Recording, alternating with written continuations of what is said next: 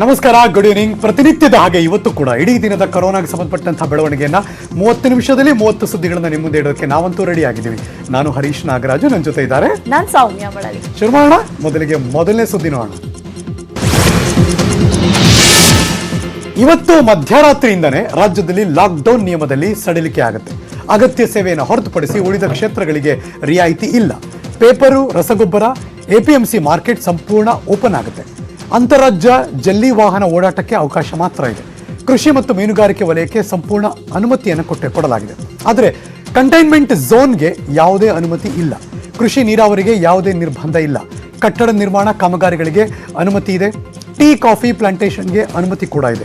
50% ಕಾರ್ಮಿಕರನ್ನ ಬಳಸಿಕೊಂಡು ಕಾಮಗಾರಿ ನಡೆಸಬೇಕು. ಪಾಸ್ ಇದ್ದವರಿಗಷ್ಟೇ ಸಂಚಾರಕ್ಕೆ ಅನುಮತಿ ನೀಡಲಾಗುತ್ತೆ. ಗ್ರಾಮೀಣ ಪ್ರದೇಶದಲ್ಲಿ ರಸ್ತೆ ಕಾಮಗಾರಿಗೆ ಅವಕಾಶ ನೀಡಲಾಗಿದೆ. ಆರೋಗ್ಯ ಕ್ಷೇತ್ರದ ಎಲ್ಲ ಚಟುವಟಿಕೆಗಳು ಕೂಡ ಯಥಾಸ್ಥಿತಿ ಮುಂದುವರಿಯುತ್ತೆ. ಐಟಿ-ಬಿಟಿಗೆ ರಿಲ್ಯಾಕ್ಸೇಷನ್ ಇಲ್ಲ. ಮೇ 3ನೇ ತಾರೀಕಿನ ತನಕ ಮದ್ಯ ಮಾರಾಟ ಅಂತೂ ಇಲ್ಲವೇ ಇಲ್ಲ. ಹೋಟೆಲ್ಗಳಲ್ಲಿ ಪಾರ್ಸಲ್ ಸೇವೆಗಳಿಗೆ ಮಾತ್ರ ಅವಕಾಶ. ಮೆಟ್ರೋ ರೈಲು ಸಂಚಾರಕ್ಕೆ ಅವಕಾಶ ಇಲ್ಲ. ಶಾಪಿಂಗ್ ಮಾಲ್, ಸಿನಿಮಾ ಥಿಯೇಟರ್ ತೆರೆಯೋದಿಲ್ಲ. ಎಲ್ಲ ಸ್ಪೋರ್ಟ್ಸ್ ಅಕಾಡೆಮಿಗಳು ಕೂಡ ಕ್ಲೋಸ್ ಆಗುತ್ತೆ ಕೂಡ. ದೇವಸ್ಥಾನ, ಮಠ ಮಂದಿರ ಕಂಪ್ಲೀಟ್ ಆಗಿ ಕ್ಲೋಸ್ ಆಗುತ್ತೆ. ಸದ್ಯಕ್ಕೆ ಶಾಲಾ ಕಾಲೇಜು ತೆರೆಯೋ ಹಾಗಿಲ್ಲ. ಟ್ಯಾಕ್ಸಿ, ಆಟೋ, ಬಸ್ ಸಂಚಾರ ಬಂದ್. ಕೊರಿಯರ್ ಸೇವೆಗೆ ಅನುಮತಿಯನ್ನು ಕೊಡಲಾಗಿದೆ. ಇನ್ನು ಮನ್ರೇಗಾ ಯೋಜನೆಯಲ್ಲಿ ಕೆಲಸ ಮಾಡಬಹುದು.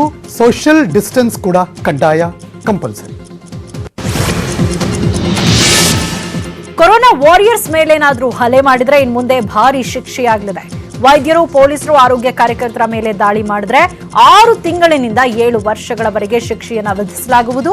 ಈ ಬಗ್ಗೆ ಕಾನೂನು ತಿದ್ದುಪಡಿಗೆ ಕೇಂದ್ರ ಸರ್ಕಾರ ಮುಂದಾಗಿದೆ. ಸಾಂಕ್ರಾಮಿಕ ರೋಗ ಕಾನೂನನ್ನು ಬದಲಾಯಿಸಲು ನಿರ್ಧರಿಸಲಾಗಿದ್ದು ಕೂಡಲೇ ಸುಗ್ರೀವಾಜ್ಞೆ ಹೊರಡಿಸಲಾಗುತ್ತೆ. ಕೊರೋನಾ ವಾರಿಯರ್ಸ್ ಮೇಲೆ ಹಲ್ಲೆ ಮಾಡಿದ್ರೆ ಭಾರಿ ದಂಡ ವಿಧಿಸಲಾಗುತ್ತೆ. 50,000ದಿಂದ 2 ಲಕ್ಷ ರೂಪಾಯಿವರೆಗೆ ದಂಡ ವಿಧಿಸಲಾಗುತ್ತೆ. ಕೊರೋನಾ ವಾರಿಯರ್ಸ್ಗೆ ಗಾಯಗಳಾದ್ರೆ 1 ರಿಂದ 5 ಲಕ್ಷದವರೆಗೂ ಚಿಕಿತ್ಸಾ ಹಣ ನೀಡಲಾಗುತ್ತೆ. ಆಸ್ಪತ್ರೆಯ ಆಸ್ತಿ, ವಾಹನ ನಾಶ ಮಾಡಿದ್ರೆ ಮಾರುಕಟ್ಟೆಯ ಬೆಲೆಯ 2ರಷ್ಟು ದಂಡ ವಿಧಿಸಲಾಗುತ್ತೆ ಎಂದು ಕೇಂದ್ರ ಸಚಿವ ಪ್ರಕಾಶ್ ಜಾವಡೇಕರ್ ಹೇಳಿದ್ದಾರೆ.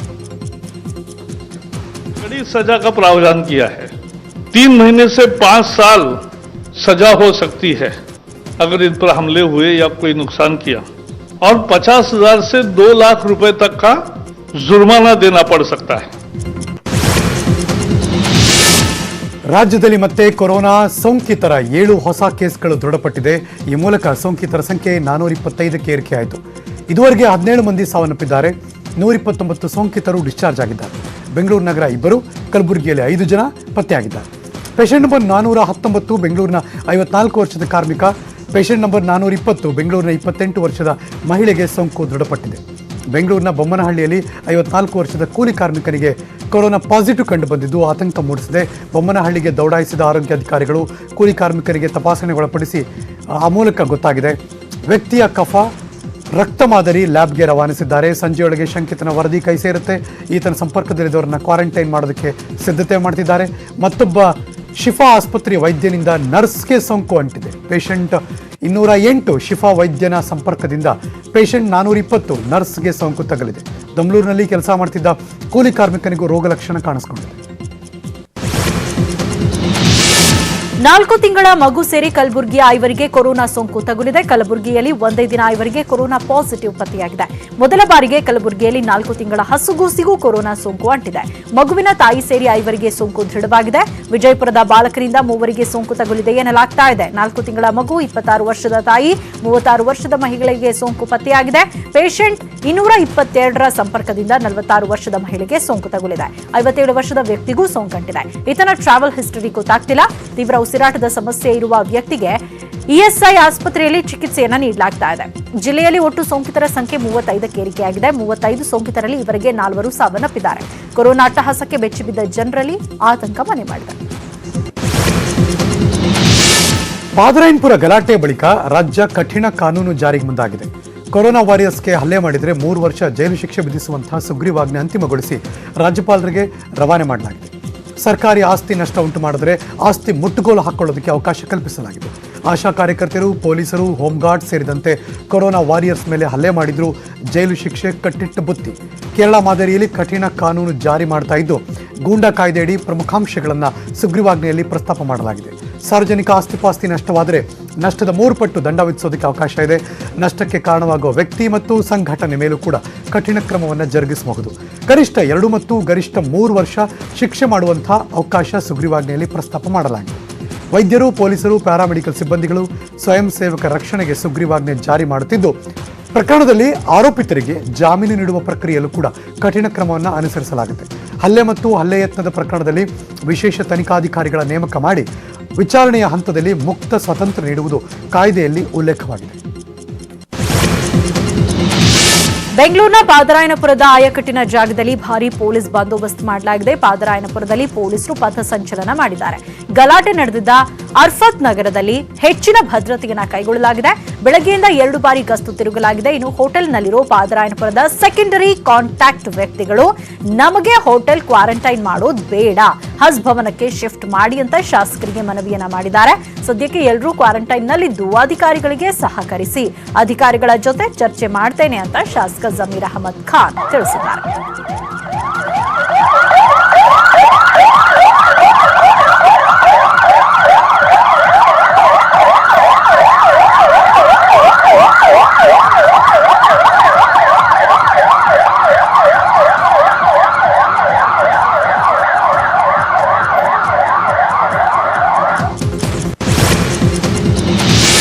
ಬೆಂಗಳೂರಿನ ಪಾದರಾಯನಪುರದಲ್ಲಿ ದಾಂಧಲೆ ಪ್ರಕರಣಕ್ಕೆ ಸಂಬಂಧಪಟ್ಟ ಹಾಗೆ ಮಾಜಿ ಸಿಎಂ ಸಿದ್ದರಾಮಯ್ಯ ಅವರು ಪ್ರತಿಕ್ರಿಯೆ ಕೊಟ್ಟರು. ಶಾಸಕ ಜಮೀರ್ ಅಹಮದ್ ಖಾನ್ ಜೊತೆ ಫೋನ್ನಲ್ಲಿ ಚರ್ಚೆ ಮಾಡಿದ್ದೀನಿ. ರಾತ್ರಿ ಸಂದರ್ಭದಲ್ಲಿ ಬರೋದು ಬೇಡ, ಬೆಳಗ್ಗೆ ಬನ್ನಿ ಎಂದಿದ್ದೆ.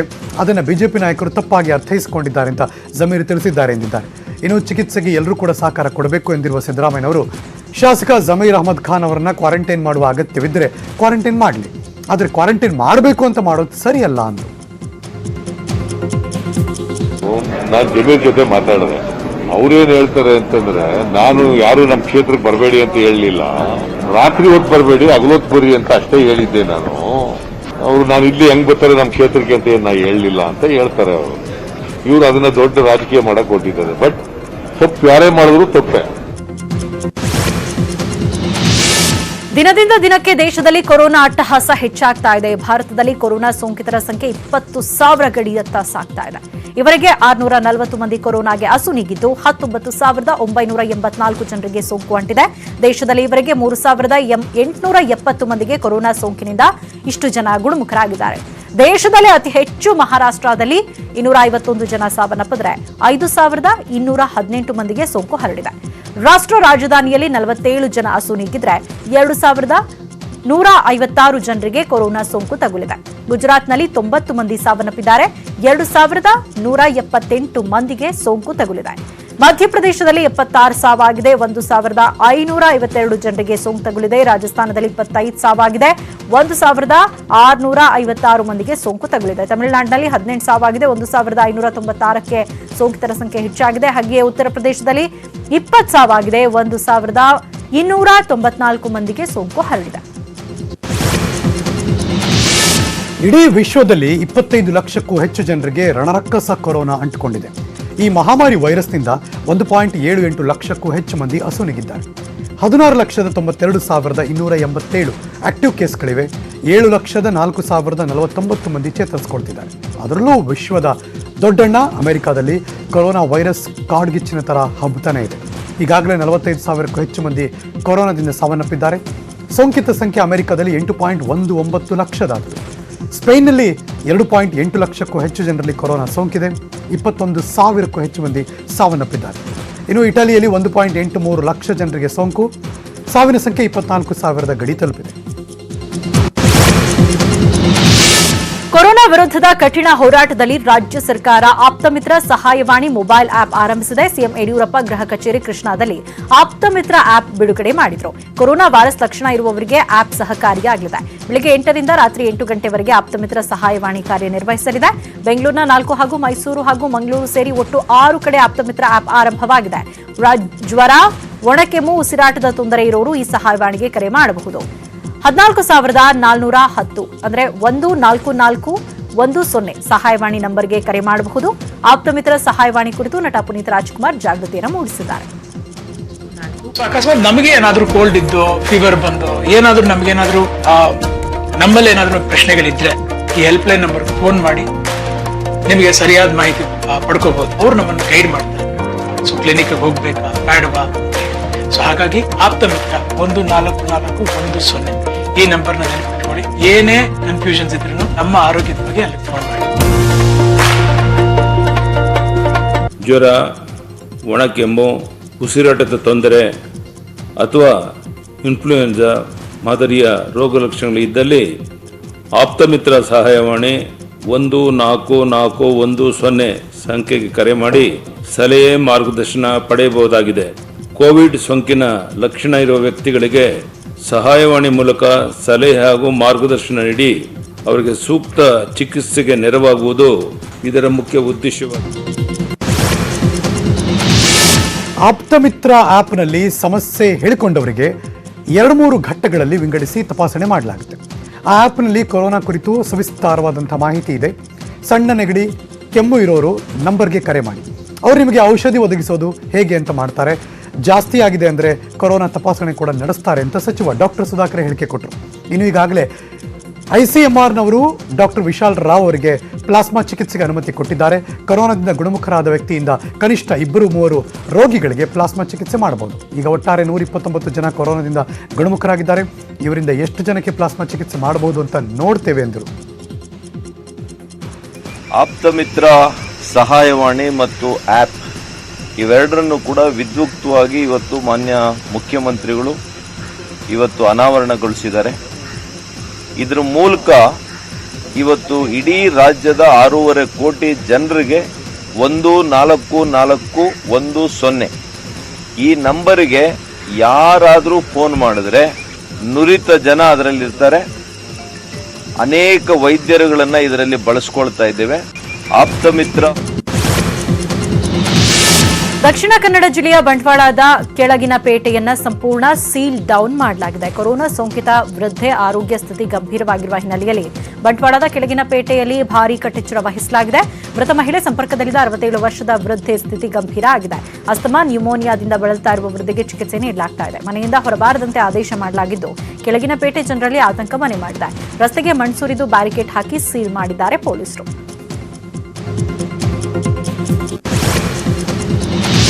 ಬಾಗಲಕೋಟೆಯಲ್ಲೊಂದು ಕರುಣಾಜನಕ ಕಥೆ ಇದು. ಕೊರೋನಾದಿಂದ ಗುಣಮುಖವಾದ ಪತ್ನಿಗೆ ಶಾಕ್ ಆಗಿದೆ. ಮನೆಗೆ ಹೋದಾಗ ಗೊತ್ತಾಯಿತು ಪತಿ ಸಾವಿನ ಸುದ್ದಿ. ಕೊರೋನಾದಿಂದ ದಂಪತಿ ಆಸ್ಪತ್ರೆಗೆ ದಾಖಲಾಗಿದ್ದರು. ಏಪ್ರಿಲ್ 3ನೇ ತಾರೀಕು ಪೇಷಂಟ್ ನಂಬರ್ 125 ಸೋಂಕಿತ ವ್ಯಕ್ತಿ ಮೃತಪಟ್ಟಿದ್ದ. ಆದರೆ ಆಸ್ಪತ್ರೆಯಲ್ಲಿ ಚಿಕಿತ್ಸೆ ಪಡೆಯುತ್ತಿರಬೇಕಾದ್ರೆ ಮಹಿಳೆಗೆ ಪತಿ ಮೃತ ವಿಚಾರವನ್ನು ಕುಟುಂಬಸ್ಥರಾಗಲಿ ವೈದ್ಯರಾಗಲಿ ತಿಳಿಸಿರಲಿಲ್ಲ. ಹಲವು ದಿನಗಳಿಂದ ಆಸ್ಪತ್ರೆಯಲ್ಲಿ ಚಿಕಿತ್ಸೆ ಪಡೆಯುತ್ತಿದ್ದ ಪತ್ನಿ ನಿನ್ನೆ ಕೊರೋನಾದಿಂದ ಗುಣಮುಖರಾಗಿ ಖುಷಿಯಿಂದ ಮನೆಗೆ ಹೋದರು. ಆದರೆ ಸೋಂಕಿನಿಂದ ಗುಣಮುಖವಾಗಿ ಮನೆಗೆ ಹೋದ ಪತ್ನಿಗೆ ಶಾಕ್ ಆದಿತ್ತು. ಮನೆಗೆ ಹೋದಾಗ ಸೋಂಕಿನಿಂದ ಅಪ್ಪ ಮೃತಪಟ್ಟ ಸುದ್ದಿಯನ್ನು ಮಕ್ಕಳು ಕೂಡ ಹೇಳಿದ್ರು. ಈ ವಿಷಯ ತಿಳಿದು 54 ವರ್ಷದ ಪತ್ನಿಯೂ ಕೂಡ ಗೊಳು ಅಂತ ಕಣ್ಣೀರಾಕಿದ್ರು. ಬಾಗಲಕೋಟೆ ರೆಡ್ ಝೋನ್ನಲ್ಲಿದ್ದು ಪೊಲೀಸರು ಬಿಗಿ ಭದ್ರತೆಯನ್ನ ಕೈಗೊಂಡಿದ್ದಾರೆ. ಎಷ್ಟೇ ರೆಡ್ ಝೋನ್ನಲ್ಲಿದ್ರೂ ಜನ ಮಾತ್ರ ಬುದ್ಧಿ ಕಲಿತಾ ಇಲ್ಲ. ಹೌದು, ಬಾಗಲಕೋಟೆ ಜಿಲ್ಲೆ ಮುಧೋಳ ತಾಲೂಕಿನ ಲೋಕಾಪುರ ಗ್ರಾಮದಲ್ಲಿ ಅಗತ್ಯ ವಸ್ತುಗಳ ಖರೀದಿಗೆ ತಾಲೂಕು ಆಡಳಿತ ಅವಕಾಶವನ್ನ ಕಲ್ಪಿಸಿತ್ತು. ಸಿಕ್ಕಿದ್ದೇ ಚಾನ್ಸ್ ಅಂತ ಜನ ಬಸ್ ನಿಲ್ದಾಣದಲ್ಲಿ ನಡೆದ ಸಂತೆಯಲ್ಲಿ ಅಗತ್ಯ ವಸ್ತುಗಳ ಖರೀದಿಗೆ ಮುಗಿಬಿದ್ರು. ಲೋಕಾಪುರ ಗ್ರಾಮದ ರಸ್ತೆಯಲ್ಲಿ ಜನ ಸಾಮಾಜಿಕ ಅಂತರವನ್ನು ಪಾಲಿಸದೆ ಮುಗಿಬಿದ್ದಿದ್ರು. ಇದು ನೋಡಿ ಬಸ್ ಸ್ಟ್ಯಾಂಡ್ ಹೆಂಗಾದ್ರೆ ಏನ್ ಡಿಸ್ಟೆನ್ಸ್ ಮೇಂಟೈನ್ ಆಗುತ್ತೆ ಮಾಡಬಾರ್ದ ಕೈದು ಮತ್ತೆ ಇದು ಏನ್ ಮಾಡಿದ್ರೆ ಇಷ್ಟೆಲ್ಲ ಬೆಂಗಳೂರು ಪೊಲೀಸರು ಮತ್ತಷ್ಟು ಅಲರ್ಟ್ ಆಗಿದ್ದಾರೆ. ಪ್ರಮುಖ ರಸ್ತೆ ಹೊರತುಪಡಿಸಿ ಬಹುತೇಕ ರಸ್ತೆಗಳನ್ನು ಬಂದ್ ಮಾಡಿದ್ದಾರೆ. ರಸ್ತೆಗಳಿಂದ ಪ್ರತಿ ವಾಹನಗಳ ಪರಿಶೀಲನೆ ಮಾಡ್ತಿದ್ದು ಪಾಸ್ ಇಲ್ಲದೆ ಓಡಾಡುವಂಥ ವಾಹನಗಳು ಸೀಸ್ ಮಾಡಿದ್ದಾರೆ. ಮಲ್ಯ ಆಸ್ಪತ್ರೆ ಸಿಬ್ಬಂದಿ ಅಂತ ಬೋರ್ಡ್ ಹಾಕೊಂಡು ಓಡಾಟ ಮಾಡ್ತಿದ್ದವರು ID ಕಾರ್ಡ್ ಇಲ್ಲದಕ್ಕೆ ಬೈಕ್ ಸೀಸ್ ಮಾಡಿದ್ದಾರೆ. ಈ ಸಂದರ್ಭದಲ್ಲಿ ಪೊಲೀಸರ ಜೊತೆ ಮಾತಿನ ಚಕಮಕಿ ಕೂಡ ನಡೆಯಿತು.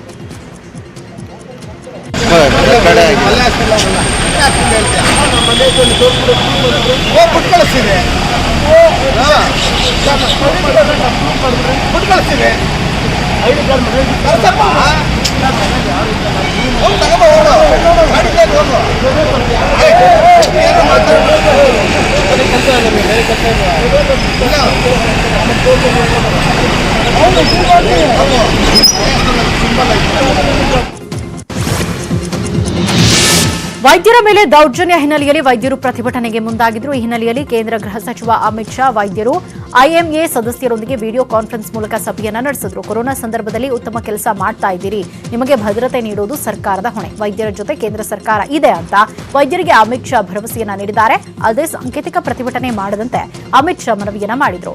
ಐಎಂಎ ಸದಸ್ಯರ ಜೊತೆಗೆ ಸಭೆ ಬಳಿಕ ವೈದ್ಯರು ಪ್ರತಿಭಟನೆಯನ್ನ ವಾಪಸ್ ಪಡೆದ್ರು. ಇನ್ನು ಗರ್ಭಿಣಿಯರಿಗೆ ಕೊರೋನಾ ಪರೀಕ್ಷೆ ಕಡ್ಡಾಯವಾಗಿದ್ದು, ರೋಗ ಲಕ್ಷಣ ಕಂಡು ಬರದಿದ್ರೂ ತಪಾಸಣೆಗೆ ಒಳಪಡಿಸಬೇಕು ಅಂತ ರಾಜ್ಯ ಸರ್ಕಾರಗಳಿಗೆ ಐಸಿಎಂಆರ್ ಸೂಚನೆಯನ್ನ ನೀಡಿದೆ. ಹಾಟ್ಸ್ಪಾಟ್ ಕ್ಲಸ್ಟರ್ ಝೋನ್ನ ಗರ್ಭಿಣಿಯರು 5 ದಿನದಲ್ಲಿ ಡೆಲಿವರಿ ಇರುವವರಿಗೆ ಕಡ್ಡಾಯವಾಗಿದೆ ಅಂತ ಸೂಚನೆಯನ್ನ ಕೊಟ್ಟಿದ್ದಾರೆ.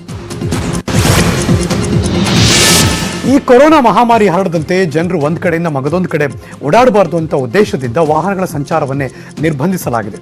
ಆದರೂ ಕೂಡ ರೋಗಿ ನೆಪ ಹೇಳಿದ ಬೆಂಗಳೂರಿನ ಪಾದರಾಯನಪುರದ ಆಂಬ್ಯುಲೆನ್ಸ್ ಡ್ರೈವರ್ ಆಸಿಫ್ ಭಾಷಾ ಎಂಬಾತ ಕೊಡಗಿನಲ್ಲಿರುವಂತಹ ಯುವಕನೊಬ್ಬನನ್ನ ಕರ್ಕೊಂಡು ಹೋಗೋದಕ್ಕೆ ಬಂದು ಪೊಲೀಸರ ಅತಿಥಿಯಾಗಿದ್ದಾನೆ.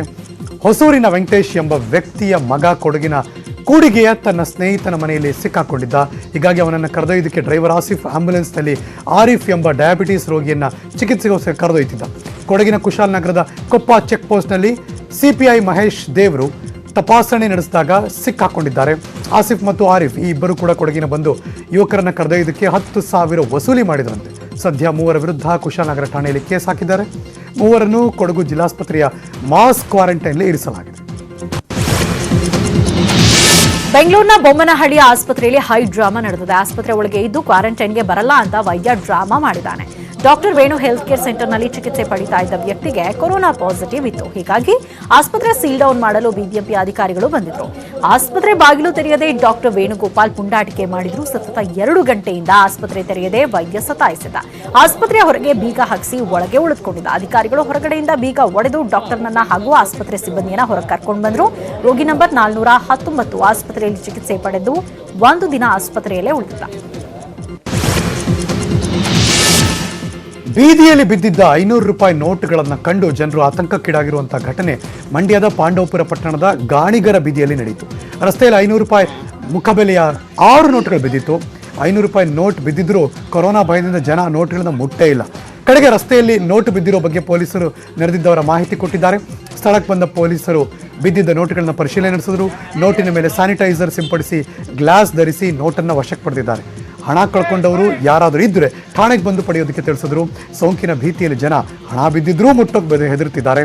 ಕೆಲ ಕಿಡಿಗೇಡಿಗಳು ಜನರನ್ನ ಭಯಭೀತಿಗೊಳಿಸೋದಕ್ಕಿಂತ ಕೃತ್ಯಕ್ಕಿಳಿದಿದ್ದಾರೆ ಅನ್ನೋ ಆತಂಕಕಾರಿ ಅಂಶ ಗೊತ್ತಾಗಿದೆ. ಇನ್ನು ಬೆಂಗಳೂರಲ್ಲೂ ಕೂಡ ಇಂಥದ್ದೇ ಘಟನೆ ನಡೆದಿದೆ. ಬಾಗಲಗುಂಟೆ ಪೊಲೀಸ್ ಠಾಣೆ ಪಕ್ಕದಲ್ಲೇ 100ರ ನೋಟನ್ನು ಎಸೆದು ದುಷ್ಕರ್ಮಿಗಳು ಪರಾರಿಯಾಗಿದ್ದಾರೆ. ಆಕ್ಟಿವಾದಲ್ಲಿ ಬಂದ 3 ಯುವಕರು 100ರ ನೋಟನ್ನು ಎಸೆದು ಎಸ್ಕೇಪ್ ಆಗಿದ್ದಾರೆ. ಹೀಗಾಗಿ ಸ್ಥಳೀಯರು ಭಯಭೀತರಾಗಿದ್ರು. ಸ್ಥಳಕ್ಕೆ ಪೊಲೀಸರು ಆಗಮಿಸಿ ಸ್ಥಳದಲ್ಲಿ ಸಿಕ್ಕ ಸಿಸಿ ಕ್ಯಾಮೆರಾಗಳನ್ನು ಪರಿಶೀಲನೆ ನಡೆಸ್ತಾ ಇದ್ದಾರೆ. ಕಿಡಿಗೇಡಿಗಳನ್ನು ಬಂಧಿಸುವಂತೆ ಸ್ಥಳೀಯರು ಪೊಲೀಸರಿಗೆ ಮನವಿಯನ್ನ ಮಾಡಿದ್ದಾರೆ. ರಾಜ್ಯದಲ್ಲಿ ಕಾರ್ಮಿಕರ ಸ್ಥಿತಿ ತುತ್ತು ಅನ್ನಕ್ಕೆ ಪರಿತಪ್ಪಿಸುವಂತಾಗಿದೆ. ಬೆಂಗಳೂರಿನಲ್ಲಿ ಕಂಟೈನರ್ನಲ್ಲಿ ವಾಸ ಮಾಡುತ್ತಿದ್ದಾರೆ ಕಾರ್ಮಿಕರು. ತಿನ್ನಲು ಅನ್ನವಿಲ್ಲದೆ ಪರದಾಟ ನಡೆಸ್ತಾ ದಿನವಿಡೀ ಸಂಕಷ್ಟಕ್ಕೊಳಗಾಗಿದ್ದಾರೆ. ಕಷ್ಟಕ್ಕೆ ಸ್ಪಂದಿಸಬೇಕಾದ ಮಾಲೀಕರು, ಗುತ್ತಿಗೆದಾರರು ನಾಪತ್ತೆಯಾಗಿದ್ದಾರೆ. ಯಲಹಂಕದ ಜುಡಿಷಿಯಲ್ ಲೇಔಟ್ನಲ್ಲಿ ನಿಂತಿರುವ ಕಂಟೈನರ್ನಲ್ಲಿ ಕಾರ್ಮಿಕರು ವಾಸ ಮಾಡುತ್ತಿದ್ದಾರೆ. ಗ್ಯಾಸ್ ಲೈನ್ ಅಳವಡಿಸಲು ಬಂದಿದ್ದವರು ಲಾಕ್ಡೌನ್ ಬಳಿಕ ಇಲ್ಲೇ ಕಂಟೈನರ್ಗಳಲ್ಲಿ ವಾಸಿಸ್ತಾ ಇದ್ದಾರೆ. ಗ್ಯಾಸ್ ಲೈನ್ ಅಳವಡಿಸಲು ಬಂದಿದ್ದವರು ಲಾಕ್ಡೌನ್ ಆಗಿದ್ದಾರೆ. ಹಸಿದವರಿಗೆ ಸಾಮಾಜಿಕ ಕಾರ್ಯಕರ್ತ ವೆಂಕಟೇಶ್ ಮತ್ತು ಗೆಳೆಯರ ಬಳಗ ಸಹಾಯ ಹಸ್ತ ಚಾಚಿದೆ.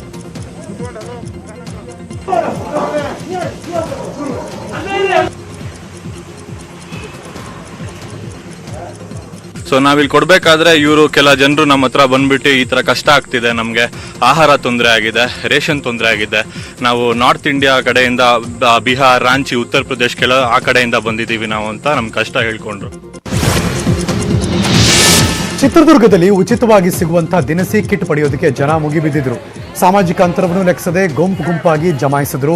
ನಗರದ ಗೊಲ್ಲರ ಹಾಸ್ಟೆಲ್ ಹತ್ತಿರ ಅಲೆಮಾರಿ ಹಾಗೂ ಅರೆ ಅಲೆಮಾರಿ ಜನಾಂಗದವರಿಗೆ ಖಾಸಗಿ ವ್ಯಕ್ತಿಗಳು ಉಚಿತವಾಗಿ ಆಹಾರ ಧಾನ್ಯವನ್ನು ವಿತರಿಸ್ತಾ ಇದ್ರು. ಈ ಸಂದರ್ಭದಲ್ಲಿ ಗುಂಪಾಗಿ ಬಂದ ಜನರನ್ನ ನಿಯಂತ್ರಿಸೋದಕ್ಕೆ ಪೊಲೀಸರು ಕೂಡ ಹರಸಾಹಸ ಪಟ್ಟರು.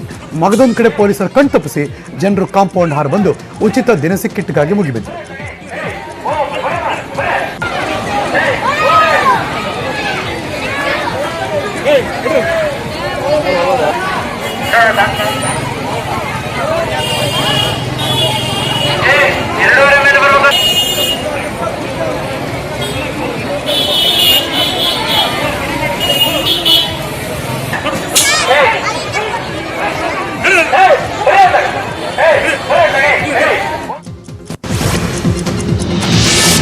ಮೈಸೂರಲ್ಲಿ ವೀಳ್ಯದೆಲೆ ಬೆಳೆದ ರೈತರು ಸಂಕಷ್ಟಕ್ಕೀಡಾಗಿದ್ದಾರೆ. ಲಾಕ್ಡೌನ್ನಿಂದ ವ್ಯಾಪಾರ ವಹಿವಾಟಿಲ್ಲ. ಹೀಗಾಗಿ ರಾಯಚೂರು ತಾಲೂಕಿನ ಎಲೆಬಿಚ್ಚಾಲಿಯಲ್ಲಿ ವೀಳ್ಯದೆಲೆ ಬೆಳೆದ ರೈತರು ನಷ್ಟ ಅನುಭವಿಸ್ತಾ ಇದ್ದಾರೆ. ಸುಮಾರು 20 ಎಕರೆ ಪ್ರದೇಶದಲ್ಲಿ ವೀಳ್ಯದೆಲೆಯನ್ನ ಬೆಳೀತಾ ಇದ್ರು. ಇಲ್ಲಿಂದ ಮುಂಬೈ, ದೆಹಲಿ ಸೇರಿದಂತೆ ದೇಶದ ವಿವಿಧ ಕಡೆ ಕಳುಹಿಸ್ತಾ ಇದ್ರು.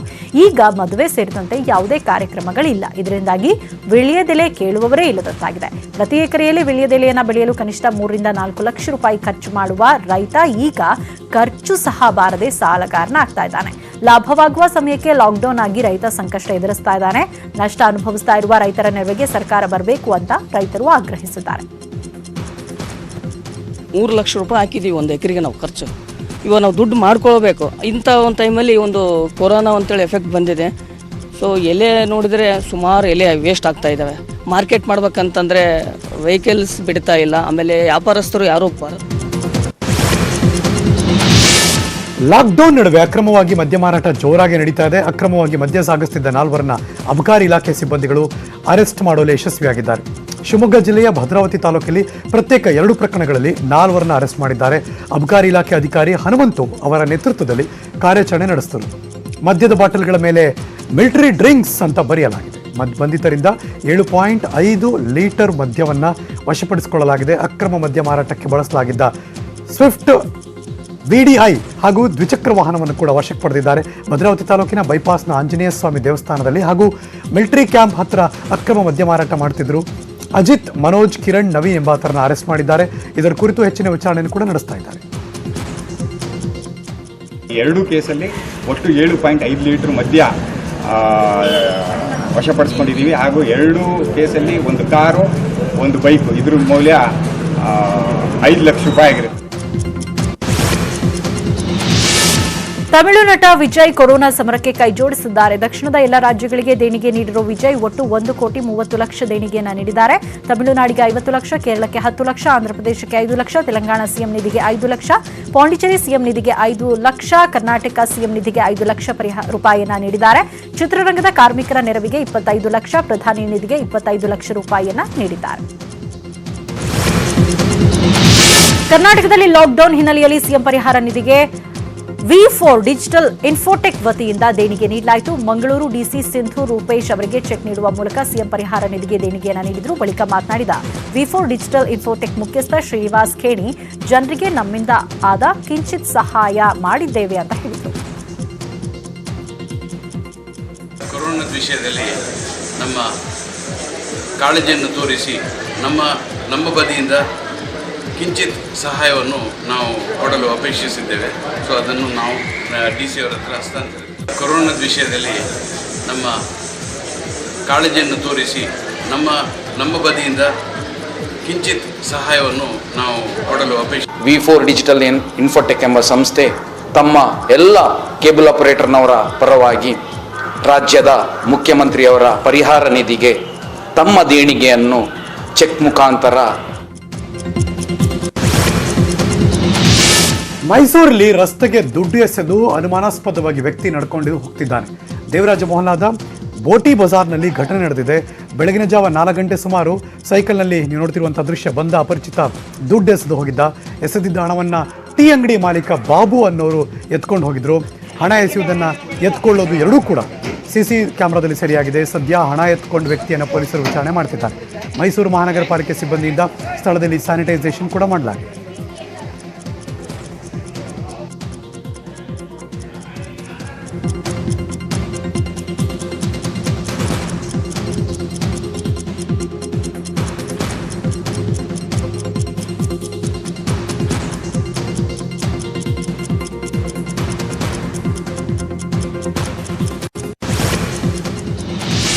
ಮೈಸೂರಿನಲ್ಲಿ ಅತ್ಯಂತ ಕಡಿಮೆ ಬೆಲೆಗೆ ಸಿದ್ಧವಾಗ್ತಾ ಇದೆ ಮಾಸ್ಕ್ಗಳು. ಕೇವಲ 15 ರೂಪಾಯಿಗೆ ಉತ್ತಮ ಗುಣಮಟ್ಟದ ಮಾಸ್ಕ್ಗಳು ಮೈಸೂರಿನ ಕಂಠಿ ಯೂನಿಫಾರ್ಮ್ಸ್ ಗಾರ್ಮೆಂಟ್ಸ್ನಲ್ಲಿ ತಯಾರಾಗ್ತಾ ಇದೆ. ಉದಯಗಿರಿ ಮುಖ್ಯ ರಸ್ತೆಯಲ್ಲಿರೋ ಕಂಠಿ ಯೂನಿಫಾರ್ಮ್ಸ್ ಗಾರ್ಮೆಂಟ್ಸ್ ನೌಕರರು ಮನೆಯಿಂದಲೇ ಕೆಲಸ ಮಾಡ್ತಿದ್ದಾರೆ. ಮನೆಯಲ್ಲಿ ಹೊಲಿಗೆ ಯಂತ್ರ ಇಲ್ಲದ ಐವರಿಗೆ ಮಾತ್ರ ಗಾರ್ಮೆಂಟ್ಸ್ನಲ್ಲಿ ವ್ಯವಸ್ಥೆ ಮಾಡಲಾಗಿದೆ. ಸಿಂಗಲ್ ಲೇಯರ್ 12 ರೂಪಾಯಿ, ಡಬಲ್ ಲೇಯರ್ ಮಾಸ್ಕ್ 15 ರೂಪಾಯಿ ದರ ನಿಗದಿ ಮಾಡಲಾಗಿದೆ. N95 ಮಾಸ್ಕ್ ಕೂಡ 50 ರೂಪಾಯಿ ಒಳಗೆ ತಯಾರಿಸಲು ಪ್ಲಾನ್ ಮಾಡಲಾಗಿದೆ. ಇದು ನ್ಯೂಸ್ 18 ಕನ್ನಡದ ಮೇಕ್ ಯುವರ್ ಓನ್ ಮಾಸ್ಕ್ ಅಭಿಯಾನದ ಬೆಂಬಲವಾಗಿದೆ. ಈಗ ಅದೇನಿದೆ ತಮಗೆ ಮಾಸ್ಕ್ ತೋರಿಸ್ತಾ ಇದ್ದೀನೋ, ಇದು ಡಬಲ್ ಲೇಯರ್ ಇದೆ, 180 GSM ಪ್ಲಸ್ ಇದೆ, ಮತ್ತು ತುಂಬ ಚೆನ್ನಾಗಿ ಸುರಕ್ಷಿತವಾಗಿದೆ. ವಾಷಬಲ್ ಮಾಡ್ಬೋದು. ಇದು ಎಷ್ಟು ಸಲ ವಾಶ್ ಮಾಡಿದ್ರು ಬಟ್ಟೆ ಏನೂ ಆಗೋದಿಲ್ಲ. ಕ್ವಾಲಿಟಿ ಗುಣಮಟ್ಟದ ಎಲಾಸ್ಟಿಕ್ ಹಾಕಿದ್ದೀನಿ, ಕ್ವಾಲಿಟಿ ಗುಣಮಟ್ಟದ ಸ್ಟಿಚಿಂಗ್ ಇದೆ. ಇದಿಷ್ಟೆಲ್ಲ ಮಾಡಿ ನಾನು ಕೇವಲ 15 ರೂಪಾಯಿಗೆ ಸಾರ್ವಜನಿಕರಿಗೆ ತಲುಪುವಾಗೆ ಮಾಡ್ತಾಯಿದ್ದೀನಿ. ಈಗ ಅದೇನಿದು ತಮಗೆ ಮಾಸ್ಕ್ ತೋರಿಸ್ತಾ ಇದ್ದೀನೋ ಇದು ಡಬಲ್ ಇಯರ್ ಇದೆ, 180 GSM ಪ್ಲಸ್ ಇದೆ ಮತ್ತು ತುಂಬ ಚೆನ್ನಾಗಿ ಸುರಕ್ಷಿತವಾಗಿದೆ. ವಾಷಬಲ್ ಮಾಡ್ಬೋದು. ಇದು ಎಷ್ಟು ಸಲ ವಾಶ್ ಮಾಡಿದ್ರು ಬಟ್ಟೆ ಏನೂ ಆಗೋದಿಲ್ಲ. ಕ್ವಾಲಿಟಿ ಗುಣಮಟ್ಟದ ಎಲಾಸ್ಟಿಕ್ ಹಾಕಿದ್ದೀನಿ, ಕ್ವಾಲಿಟಿ ಗುಣಮಟ್ಟದ ಸ್ಟಿಚಿಂಗ್ ಇದೆ. ಇದಿಷ್ಟೆಲ್ಲ ಮಾಡಿ ನಾನು ಕೇವಲ 15 ರೂಪಾಯಿಗೆ ಸಾರ್ವಜನಿಕರಿಗೆ ತಲುಪುವಾಗೆ ಮಾಡ್ತಾಯಿದ್ದೀನಿ. ರಾ ಮೆಟೀರಿಯಲ್ ಬೇರೆ ತರಿಸಿದೆ. ರಾ ಮೆಟೀರಿಯಲ್ ಬೇರೆ ತರಿಸಿದೆ.